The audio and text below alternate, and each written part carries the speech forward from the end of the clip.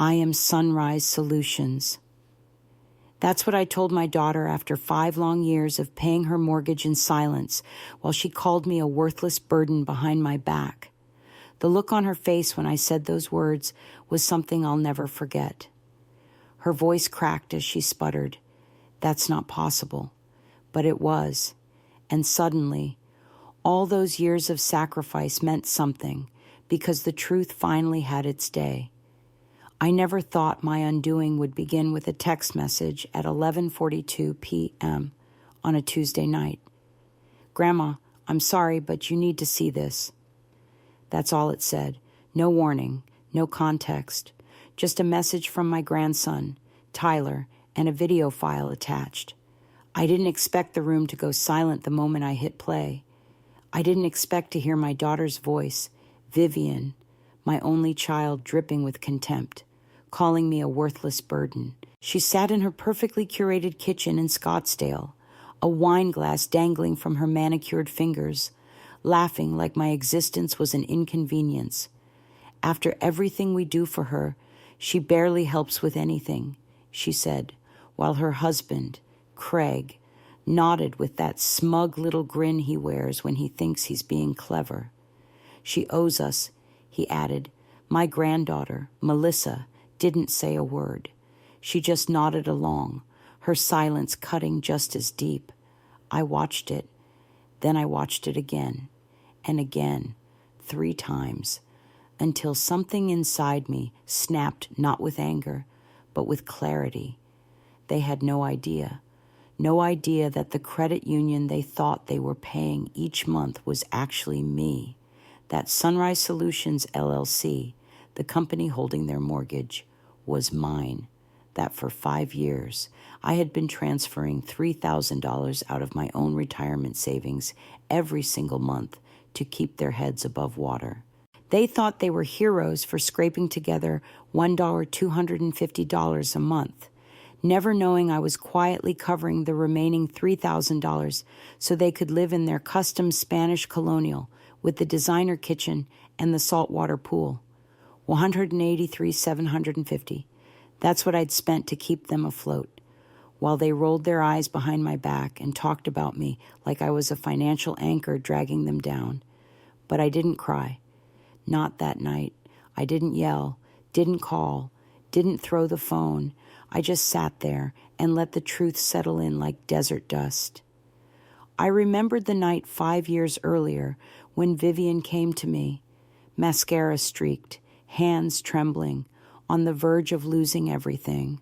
The business was failing, the mortgage 3 months behind, the bank refusing to negotiate, and Craig, God bless his blind ambition, was already talking about bankruptcy like it was just another business strategy. I stepped in. I always did. But this time, I was smarter about it. With the help of my longtime financial advisor, Zara, we created Sunrise Solutions. We bought the mortgage. I made it look like they were paying a credit union so they could keep their pride, and I kept their secret, all while covering the bulk of their bills. Now here I was 5 years later, watching them talk about me like I was trash, like the woman who raised Vivian, who paid for Melissa's tuition, who showed up to every birthday and babysat every weekend, was nothing more than a burden. I didn't reply to Tyler that night, not right away. I needed time to process, time to breathe. But when the next mortgage payment came due, I didn't send the money, and that's when everything started to change. "She's not going for it," Craig hissed from the office. "All that setup, and she's still clinging to that advisor." I froze in the hallway, just outside the door. The house smelled of lemon polish and roasted chicken, comforting, familiar, but the words slithering out from behind that cracked door chilled me to my bones. I hadn't intended to eavesdrop.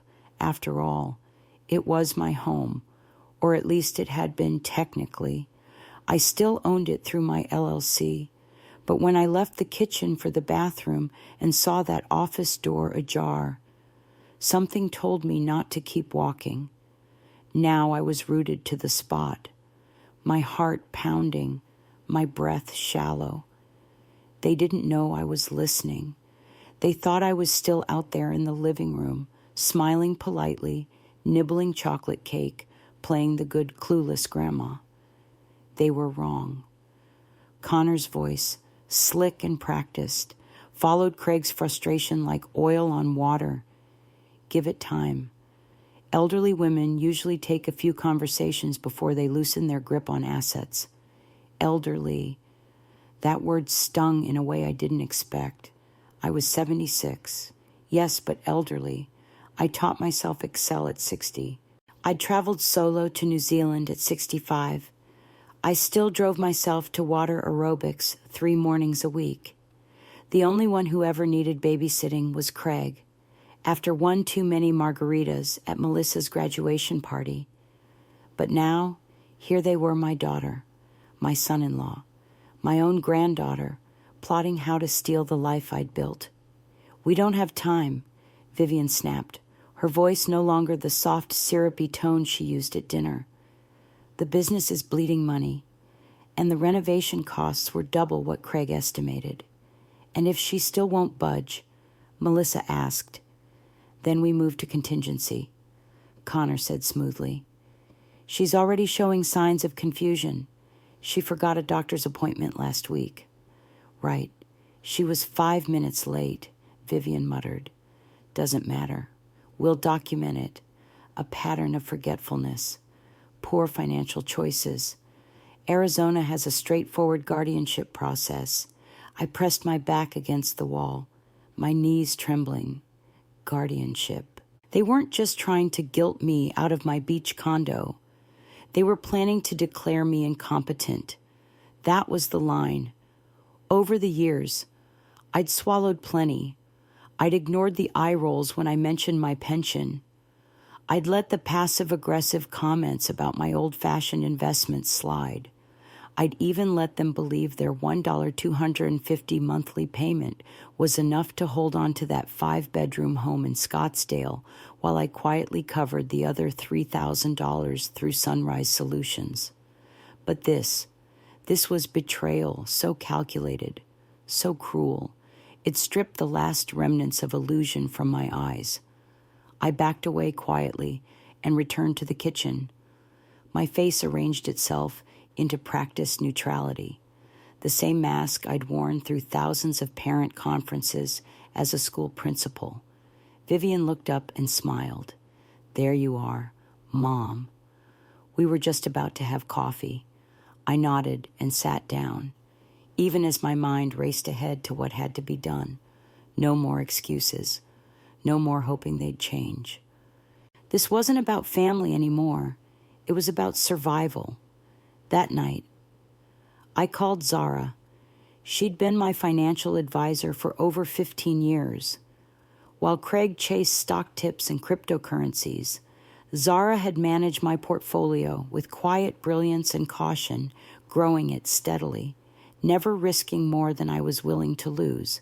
When I told her everything the video Tyler sent, the dinner conversation, the guardianship plan, she didn't gasp or panic. She simply said, "We planned for this, Nora. Let's act." Within 48 hours, I'd met with her attorney, a quiet man named Maxwell Green who specialized in elder law. He reviewed the Sunrise Solutions paperwork, nodded, and said, "Your position is very strong. We'll proceed." Day by day, we moved with calm precision. Accounts were moved, passwords changed, access revoked. My medical records were updated with a full cognitive assessment, perfect scores across the board. No one would be able to claim I was losing my mind, not with that documentation in hand. The next mortgage payment was due in 8 days. I'd already transferred my share into a holding account, but this time, I didn't complete the payment. When Vivian and Craig sent in their usual $1,250, it triggered the default clause. The house now belonged entirely to Sunrise Solutions. To me, they had no idea. On the morning of the 8th day, My phone rang at 8:19 a.m. "Mom," Vivian said, her voice high with panic. "We just got an email from the mortgage company. It says we're in default, that our payment was insufficient." I took a slow sip of tea. That does sound concerning. It says the mortgage holder is Sunrise Solutions, but we've never heard of them. "Oh," I said, my voice calm. "That's my company." Silence. "Then what do you mean your company?" "I bought your mortgage 5 years ago. Through Sunrise Solutions. I've been covering the balance each month. You've been paying me, not a credit union." Another pause. I could almost hear the gears grinding in her head. "Why would you do that without telling us? Would you have accepted the help I asked quietly? Would Craig's pride have allowed it?" She didn't answer. "I'm calling Craig," she said, her voice hardening. "We'll be over in an hour." They arrived 43 minutes later. Craig barged in like he still owned the place. Vivian followed, her arms crossed, her eyes narrowed. I was waiting for them at the coffee table, every document neatly arranged: purchase agreements, payment records, default notices. "This can't be legal," Craig said, flipping through the folder. "You tricked us. You signed every page." I replied, "You just didn't read the fine print." Vivian stared at me. "What happens now?" "Now," I said, "now you're tenants, month to month. You'll receive a formal notice today. Under Arizona law, you have 30 days to vacate the property." "You're evicting us," she whispered. "I'm enforcing the agreement you signed," I corrected. "After hearing what you all planned: guardianship, manipulating me into selling the condo, questioning my mental state, yes, I am protecting myself." The doorbell rang. Maxwell Green stepped inside, calm and professional, carrying the formal eviction paperwork. They didn't argue much after that.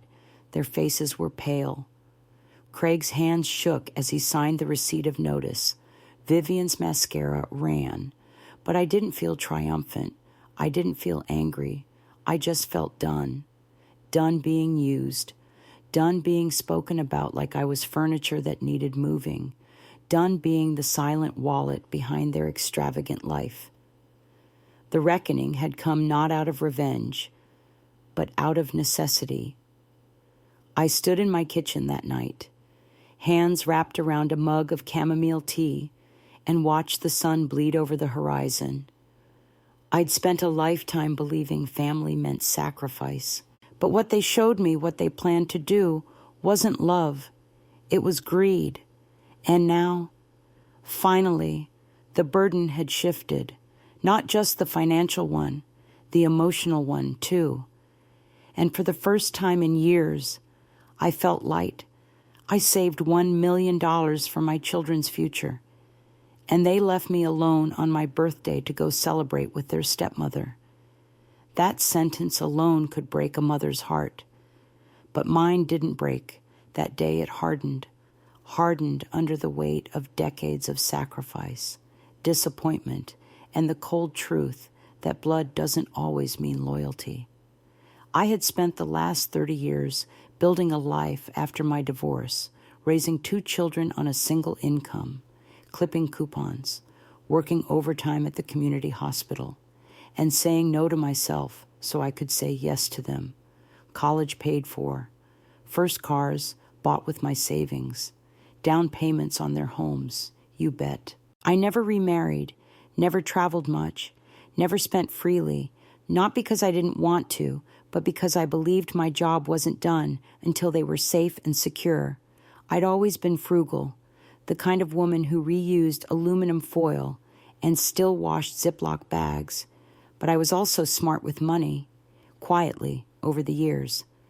I tucked away a little here and a little there: CDs, retirement accounts, a few smart investments, and somehow it grew.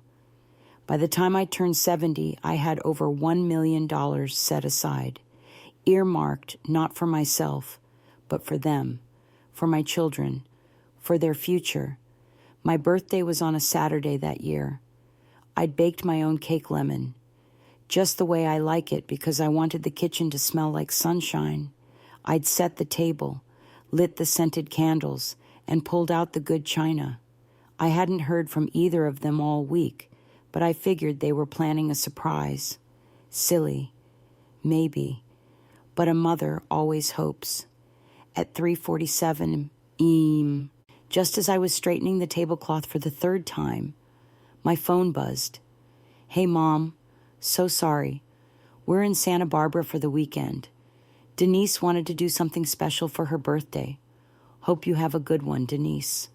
Their stepmother, the woman my ex-husband married 5 months after our divorce was finalized, the one who never raised a finger to help raise them. They were with her, not me. No flowers, no calls, not even a card. I sat down in the quiet house, the smell of lemon cake turning my stomach. I didn't cry. Not then. Not even later that night when I wrapped up the cake and put the dishes back in the cabinet. I just stopped making excuses for them, stopped justifying their neglect, stopped believing that my sacrifices earned me a place in their hearts. The next morning, I called my financial advisor. Zara, I said, my voice calm and steady, I need to make some changes. Within a week, the revocable trust I'd created for my children was dissolved. The accounts were restructured, the beneficiaries rewritten. I didn't make a dramatic announcement. I didn't send them angry messages or demand apologies. I simply rewrote the ending. Instead of gifting them the house, I sold it, bought a smaller one-bedroom cottage near the ocean. Instead of holding on to the inheritance fund, I used part of it to take my first solo trip to Italy. I rode a gondola, drank espresso in Rome, and walked through the ruins of Pompeii with a tour group of strangers who quickly became friends. And it felt like breathing again. A few months later, I started volunteering at the local library, then at the senior center. Then I joined a women's book club. I began painting again, something I hadn't done since college. I discovered joy in the smallest things, a neighbor's laugh, the way the sun danced on my hardwood floors in the morning, the taste of fresh raspberries in summer. People often ask me, don't you miss your kids? The answer, of course, is complicated. Yes, I miss the children I raised, the ones who used to bring me crayon drawings and whisper secrets into my ear. I miss the bedtime stories and the way they used to say I love you like it was as natural as breathing. But I don't miss being invisible. I don't miss being a wallet with a pulse. And if loving them meant losing myself, well, I'd done that long enough. 2 years passed. I sent birthday cards, Christmas gifts, the occasional text, but I didn't chase. I didn't beg. Then, last Thanksgiving, something unexpected happened. I received a handwritten letter from my son. It read, Mom, I don't know if you'll even want to read this, but I need to say it. I've been thinking a lot about what we've become, about how we treated you, and I'm ashamed. I can't take back what we did, but I want to try to make it right. If you're open to it, I'd like to come visit you. No expectations, just to talk. I held that letter for a long time, and when I finally picked up the phone to call him, I did it not out of obligation, but choice. He came by the following Sunday, just him, no fanfare, no Denise. We sat on the back porch, drinking tea, watching the gulls wheel above the waves. He looked older than I remembered, more tired, but there was something new in his eyes, something I hadn't seen in years. Remorse, and maybe hope. We talked for hours, not about the money, not about the trust, but about us, the people we used to be, the people we wanted to become again. I don't know where our relationship will go from here. Healing isn't linear, and trust, once broken, doesn't mend overnight.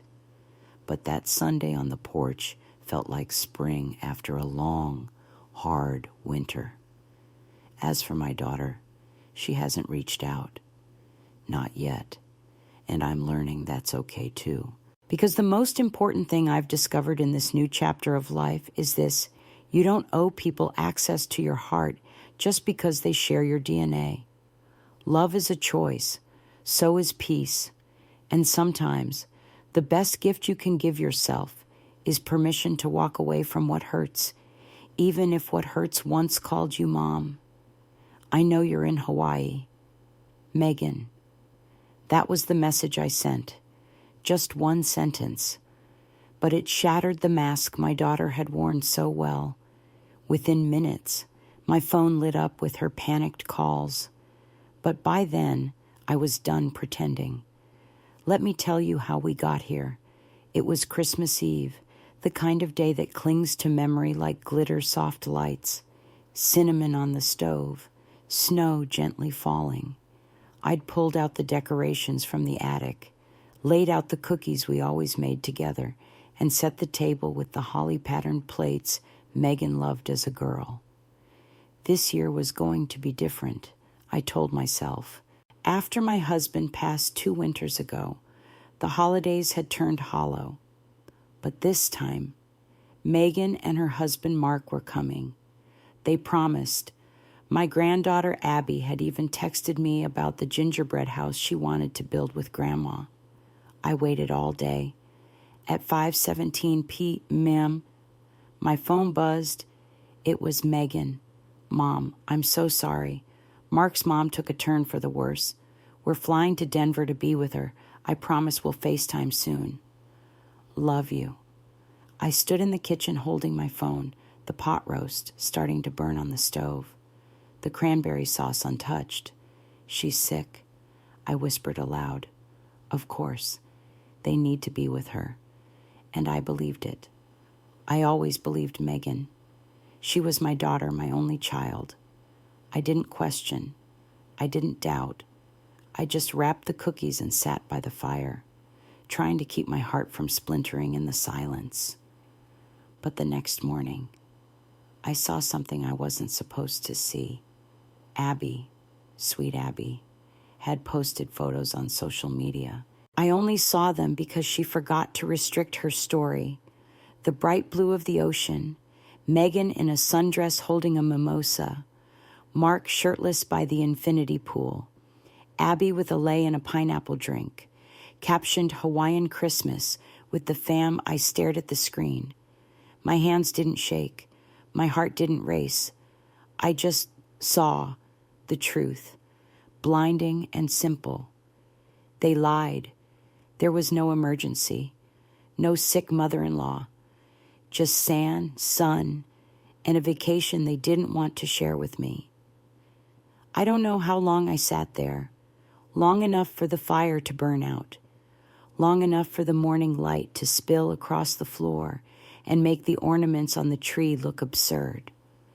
That's when I sent the message, I know you're in Hawaii. Megan, no anger, no guilt, no how could you, just the truth, plain, undeniable. She called within 2 minutes. I didn't answer. She called again, left a voicemail, then a text, Mom, please. It's not what you think, but it was exactly what I thought. I didn't respond, not for days, not through New Year's, not even when Abby messaged me a week, sorry, Grandma. Instead, I started reclaiming something I hadn't realized I'd lost my worth.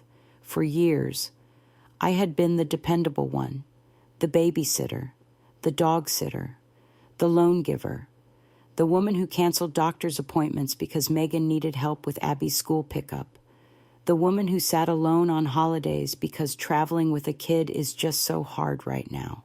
Mom, they loved me when I was convenient. They remembered me when they needed something, but when I wanted nothing more than their company on Christmas, I became disposable. So I did something unexpected. I booked a trip to Mendocino, a quiet, misty cliffside cottage with nothing but crashing waves and wildflowers. I walked the beach alone. I ate warm scones in the morning and drank Pinot Noir at dusk. I stopped checking my phone, and for the first time in decades, I let myself grieve.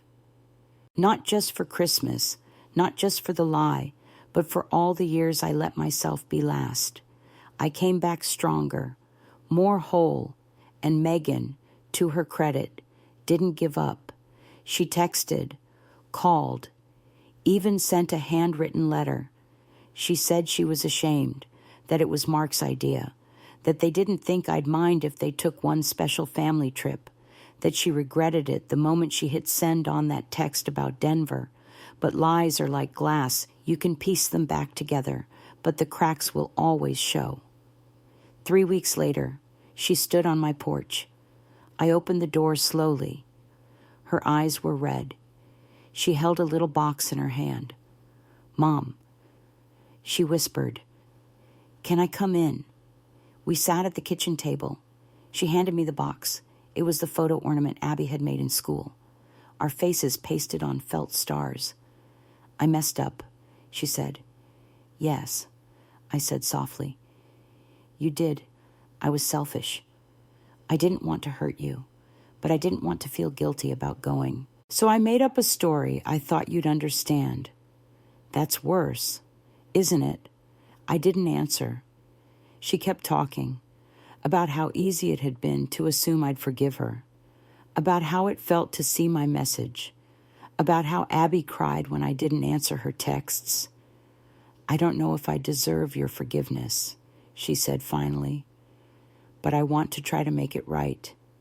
I looked at my daughter, not as the little girl who clung to my hand at the zoo, not as the teenager who slammed doors, not as the woman who once called me her best friend. I saw her now for what she truly was in that moment: human, flawed, frightened, and reaching. So I reached back. "I don't know if I can go back to how things were," I said, "but I'm willing to start fresh on one condition." She nodded. "Anything. You stop treating me like an obligation." She nodded again, slower this time. "I don't need vacations or grand gestures. I just need honesty, respect, and a little time." Tears spilled down her cheeks. "Okay, Mom, I can do that. It didn't fix everything, but it was a beginning. Now, every Sunday, Megan calls, not because she has to, because she wants to. Sometimes we talk for 5 minutes, sometimes longer. She asks how my garden is doing. She tells me about Abby's volleyball games. She even invites me to brunch not every weekend, but more than I expected. I still don't know why they didn't want me on that trip. Maybe it felt easier. Maybe it was selfishness. Maybe it was just thoughtlessness wrapped in tropical print. But I've stopped trying to make sense of it, because I've learned something in the quiet that followed. You can't force someone to value you, but you can decide how much of yourself you give away before they do. I choose differently now, and in that choice, I've found peace, not the kind that comes from family harmony or holiday traditions, but the deeper kind, the kind that comes from remembering you matter, even if no one else remembered that on Christmas, especially then, while they threw rose petals at her feet. I walked away in silence, knowing the truth. That was the day of my divorce, our official ending after 37 years of marriage. He married her in a grand hotel ballroom not even 6 hours later. Guests sipping champagne, a live quartet playing at last, and a cake taller than my dignity that day. But what no one knew what he didn't know was that I'd discovered her secret long before the I do's, and I let it all play out. Because sometimes the loudest revenge is silence. Let me go back. My name is Margaret. I was a wife, a mother, and the kind of woman who remembered how everyone took their coffee. I gave my life to that man, James, supported his business when it was just a dream on a cocktail napkin, raised our 2 sons mostly on my own while he traveled for work, planned birthdays, packed lunches, stayed up late sewing Halloween costumes. And when the business took off, when we moved into the 5-bedroom colonial with the wraparound porch, he got shinier and I got smaller.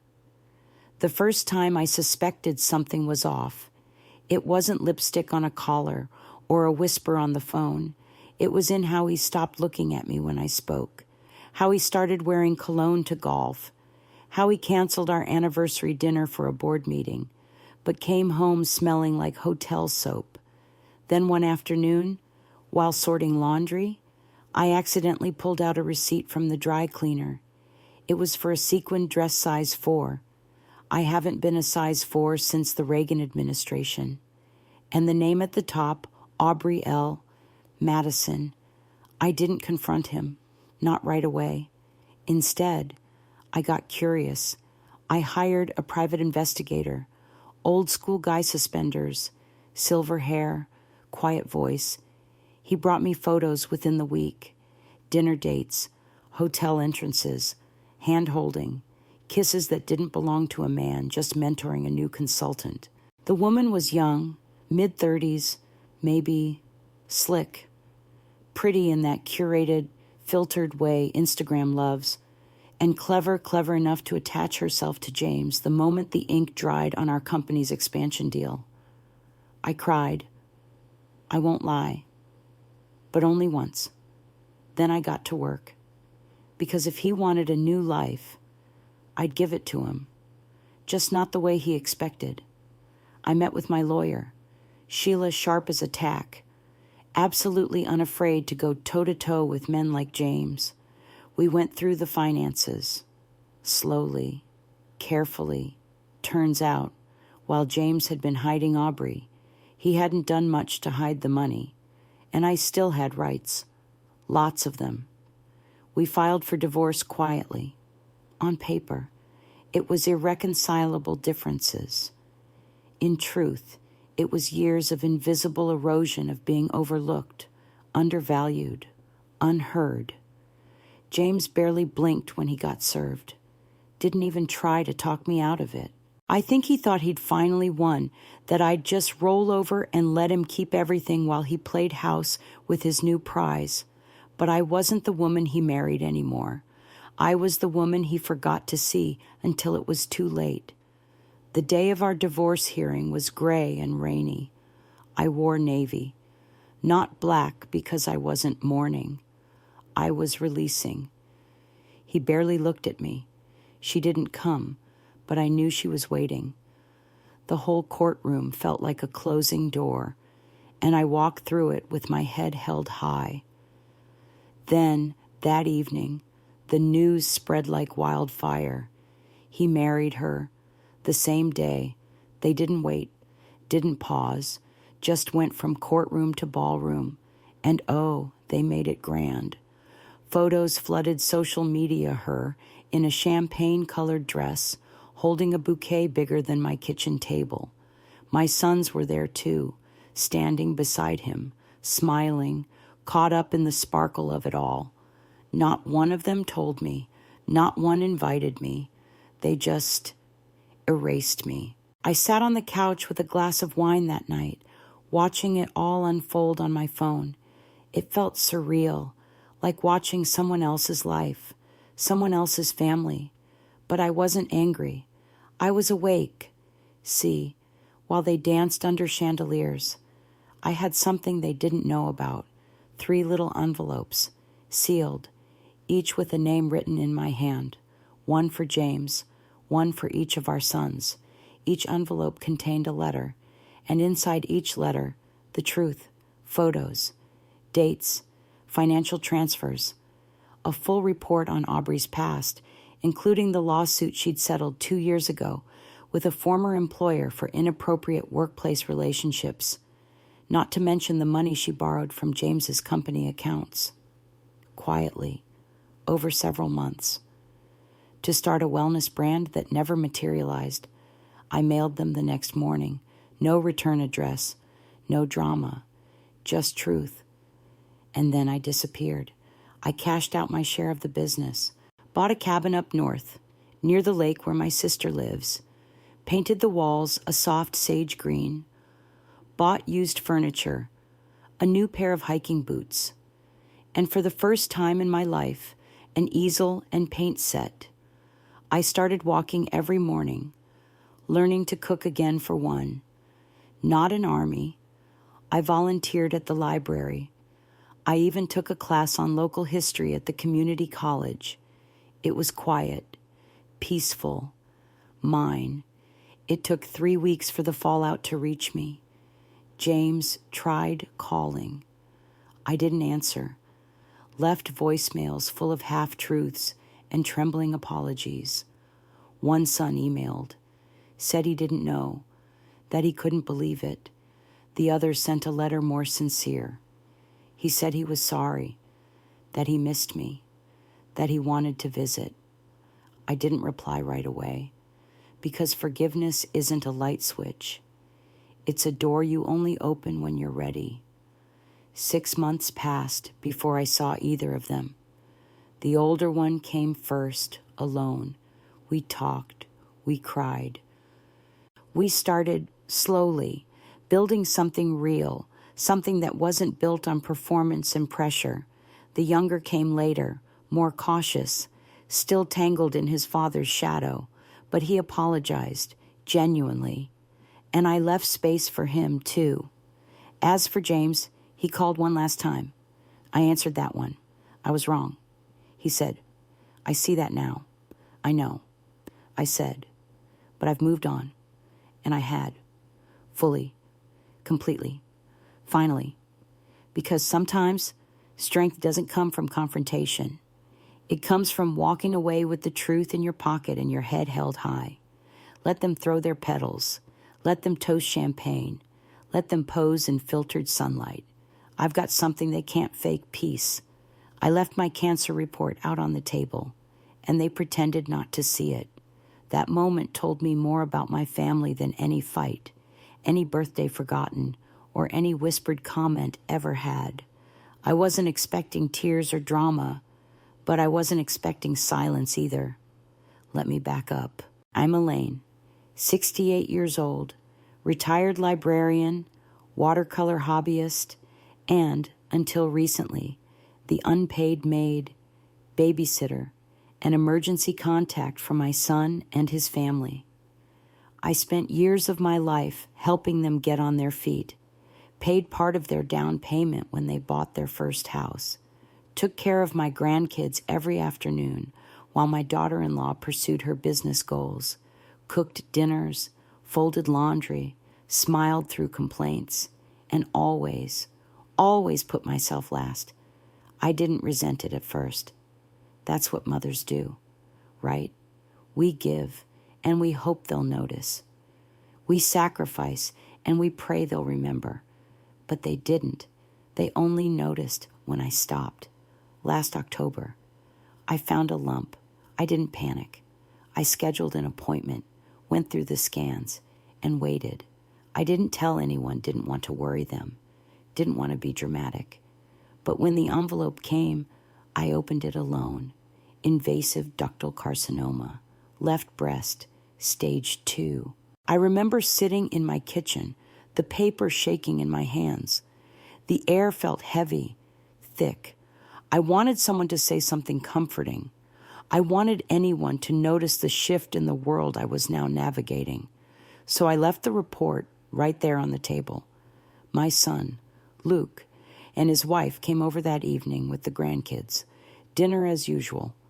I made lasagna and garlic bread. We laughed. They complained about their internet. The kids ran through the house. The report sat in plain sight. No one said a word. Not a glance. Not a pause. Not even a, "What's this?" Mom. I sat through dinner feeling like I was floating above myself, invisible in my own home. I watched my son eat the meal I made, while the weight of my diagnosis pressed against my chest like a cinder block. That night, I cried. Not because of the cancer, but because the people I loved most had seen me every day and hadn't really seen me at all. So I made a choice, not the one they expected. I called my doctor the next morning and asked if the cancer center in Tucson was still offering inpatient recovery packages. She said yes. It was designed for women with limited at-home support who needed post-surgical care and rest. I booked it. Then I called a realtor. I'd inherited a small beachfront property from my aunt. Years ago, never used it, never rented it out. Always told myself I'd wait until the right time to visit. That time was now. Within 10 days, my house was listed. I packed up the things that mattered: my books, my sketch pads, my grandmother's quilt, and my favorite mugs. Everything else went to donation. When Luke came by 2 days later and saw the for sale sign, he looked confused. "What's going on?" "Mom, I'm moving," I said. He blinked. Moving where to a place where people don't overlook cancer reports on kitchen tables. His face turned red. "What are you talking about?" "You saw it. Luke, you both did, and you said nothing." He opened his mouth, but nothing came out. Maybe he wanted to say they were distracted. Maybe he wanted to lie, but he didn't. He just stood there, stunned. I didn't explain further. I didn't owe him that. 3 weeks later, I had my surgery, lumpectomy with lymph node removal. The center in Tucson was peaceful, compassionate staff, soft lighting, and women who understood. We talked. We cried. We laughed about the absurdity of hospital food. We made art. I told them about my plan to go live by the water. When I was discharged, I didn't go home. I went forward. The beach cottage in Baja was dusty but full of light. The windows faced the sea. The air smelled of salt and jasmine. My aunt's old easel still stood in the corner. I unpacked my brushes, and I started painting again. At first, it was small. The waves, the cliffs, the way the pelicans dove like dancers. Then came the abstract ones, the ones that poured the ache out of my chest and turned it into color. Locals would stop by and ask to buy my work. One man offered to hang a few in his coffee shop. I said yes. Then came the idea, why not start an art club? Not just a hobby group, but a safe haven for women like me. Women who gave until there was nothing left. Women recovering from more than illness, recovering from neglect, from sacrifice, from silence. We called it Brushed Back to Life. By spring, we were meeting twice a week. We painted, we shared, we healed, and I felt more seen in that little beach town than I ever had at home. Luke did call eventually, left messages, said he didn't understand why I'd cut him off, said I was hurting the kids, but I didn't cut him off. He did when he chose convenience over care. When you find out you have cancer, your world tilts. Everything sharpens your senses, your memories, your understanding of who's really in your corner. That diagnosis was awful, but it was also a gift. It pulled back the curtain. And once I saw the truth, I couldn't go back. 6 months after moving, I received a letter from my daughter-in-law, apologizing, not just for the report, but for everything, for the years of taking me for granted, for the silence, for the assumption that I'd always be there. I was afraid, she wrote, afraid you were sick, afraid to face it, and I thought if we ignored it, maybe it wouldn't be real. Fear, I've learned, is never a good enough reason to be absent. I wrote back, kindly, firmly. I told her I forgave her, but I wouldn't return to the life I had before. I wasn't angry anymore. I was just done living as a shadow. My cancer is in remission now. My health is stronger. My shoulders, somehow straighter. I walk the beach every morning. I sketch. I teach. I dance barefoot with women who know what it means to feel invisible and then come back shining. And sometimes, when the sun is setting and the sky turns lavender and gold, I sit on my porch and smile. Because the people who looked past my pain no longer define me. And the life I built after they left, it's the most honest, beautiful thing I've ever created. It's just hot water. Mom, he didn't mean it. That's what my daughter said when my 9-year-old grandson flung a mug of boiling water at me. She stood there, arms crossed, jaw tight, defending him while I clutched my scalded wrist under cold running water. I didn't scream. I didn't cry. I just stood there, stunned, silent, and completely shattered. But that moment right there was the beginning of the end. Let me tell you how we got there. I'm Linda. I'm 73 years old, a retired public school cafeteria manager. I raised 3 children. I buried my husband 5 years ago. I've lived in the same modest bungalow for over 4 decades. And until that day, I believed my family still held some strand of decency. I had been staying at my daughter's house for a week to help out. Her husband was traveling, and she said she needed support.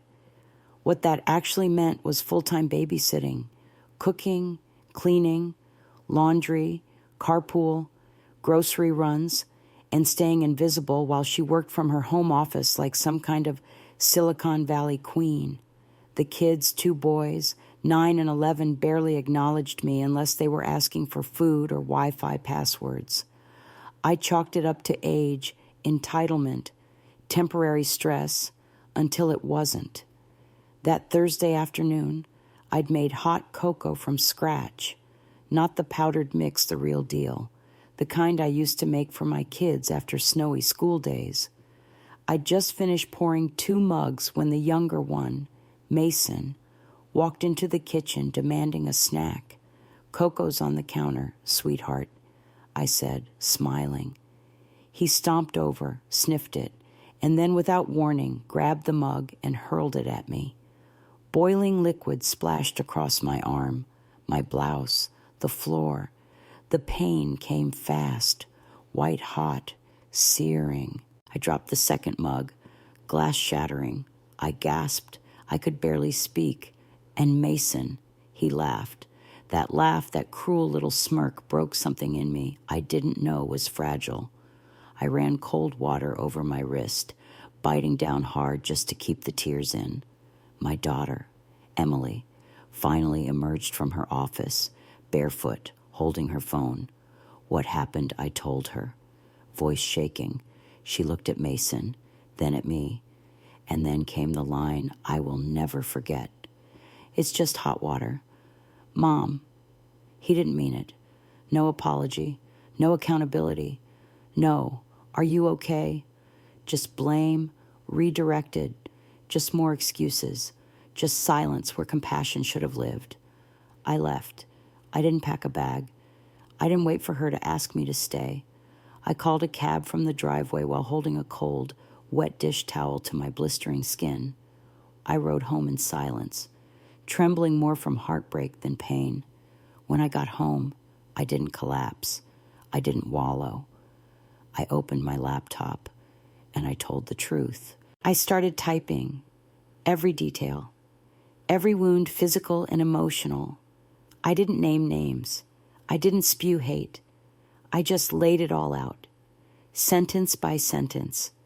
The sacrifices, the unpaid babysitting, the nights I stayed up mending Halloween costumes, the years of being invisible unless they needed something.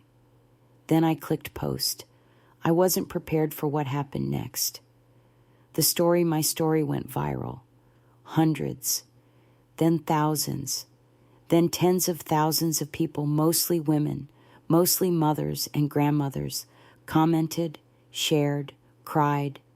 They said they saw themselves in my words, that they, too, had been called just a grandma, that they, too, had been burned, if not with cocoa, then with disrespect.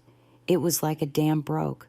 I didn't write to punish, I wrote to heal, but the response that was pure validation. I turned off my phone that night, overwhelmed. The next morning, it rang nonstop. Messages from distant cousins, old colleagues, even people I hadn't spoken to in years. One voicemail from a woman I used to carpool with decades ago. Linda, thank you.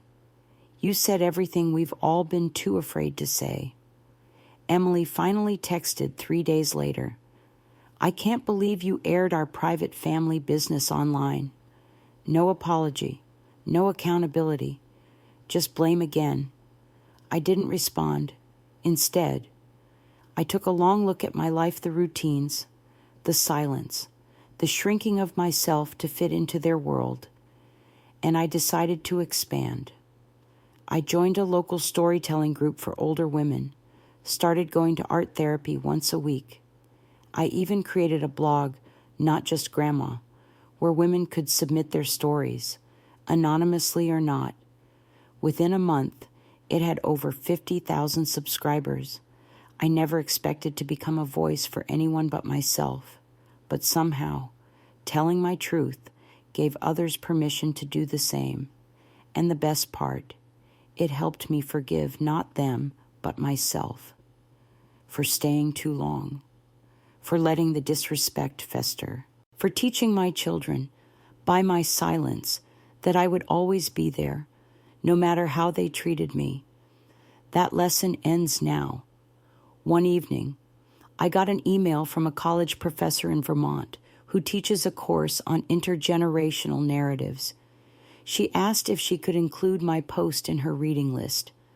I said yes, not because I needed the credit, but because somewhere out there, a young woman might read it and choose to treat her mother differently. Or a man might decide to listen the next time his mother speaks. Mason never apologized. Neither did Emily. But my grandson, Noah, the older one, found my blog. He emailed me privately, said he read every word, that he was sorry, that he didn't know what to say that night, that he should have stepped in, that he missed me. We've exchanged letters since. He's 15 now. Maybe there's still time to teach one of them how to value a woman who gave everything. A few weeks ago, I received an invitation from a community center in Arizona. They're hosting a wellness weekend for women, over 60, a mix of writing workshops, healing circles, and self-defense classes. They asked me to speak on the opening night, and I said yes. Because this story, my story, isn't just about a burned wrist or a cruel child. It's about the power of saying enough. It's about reclaiming the years lost to silence. And it's about reminding women like me that we are not burdens. We are forces. For 10 years, I was the one who stayed.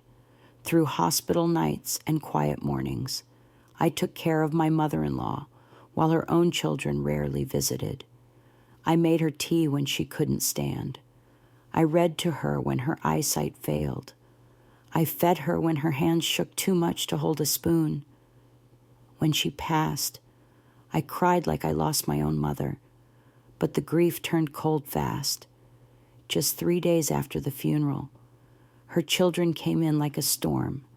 They took everything, furniture, jewelry, even the photo albums. You're not blood, they said. None of this belongs to you. I sat in silence until I found the letter, tucked inside a worn book of poems she loved, addressed to me. She'd left me something, a small cottage by the lake and words I'll never forget. You gave me more love than my own children. This home is yours now. Live freely, and finally for yourself. And for the first time in years, I did. Sometimes, family isn't defined by blood, but by the love we show when no one's watching. Loyalty, patience, and care leave deeper marks than names on paper. Don't let anyone make you feel invisible when your heart has given so much. If this story moved you, share your thoughts in the comments. Have you ever felt unrecognized despite your love? Don't forget to subscribe for more heartfelt stories that remind us we're not alone.